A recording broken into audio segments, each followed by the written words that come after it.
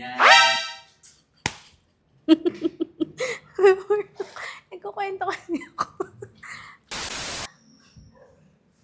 So, I am 6 months pregnant. Ewan ko kung kita nyo.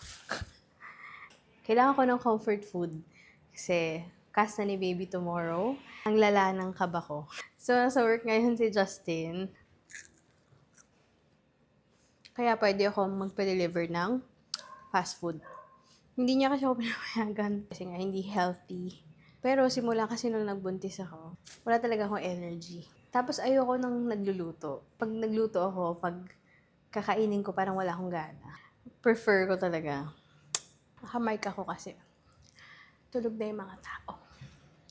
Number 1 din na nagbabawal sa akin yung mommy ko. So, like chicken. Tsaka, nagka ako bubulong na OA. Hindi naman ako mahilig mag-fast food talaga.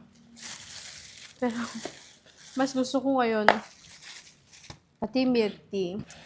Hindi talaga ako mahilig mag-milk tea ganyan. Kasi syempre gusto ko, before ako Ano yan? Nagkukwento kasi ako. Before ako Ang dami mong binili? May ganito pa? Kasi share tayo. Share. Kaya nga, binilan kita ng chicken. Ano Okay na to. sa'yo? Bawal nga daw eh. Yeah. Bago ako mabuntis, nagpapabayat ako. Kaya ayoko talaga. Ngayon, nasa work siya, sasabihin ko. Bili mo Bawal naman mag-fast food. Bili mo naman akong milk Happy tea. lemon. Mga once a month, ganyan. Mas malala si mami kasi yung mami ko, pag binibilan ako milk tea, kung bibilan man niya ako, 0% sugar. Ikaw kahit pa paano, 50%.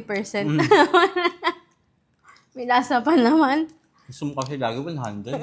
Hindi ako yun. Si baby yun. Wala naman ako, Napagbintangan pa. wala naman akong specific na cravings. Pero, kunyari may nakita ko sa Facebook na may ad ngayon, Jollibee ganyan. Katulad ngayon. Kaya, parang hindi ko matiis yun. Hindi katulad dati na kaya kong hindi pansinin, ganyan. Sana mapanood to ng anak mo at malaman niyang dinadahilan siya. Ako sa'yo, kumain ka na nga. Ako na nga. Wrap.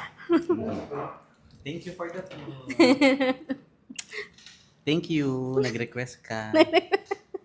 Nag-request ka daw.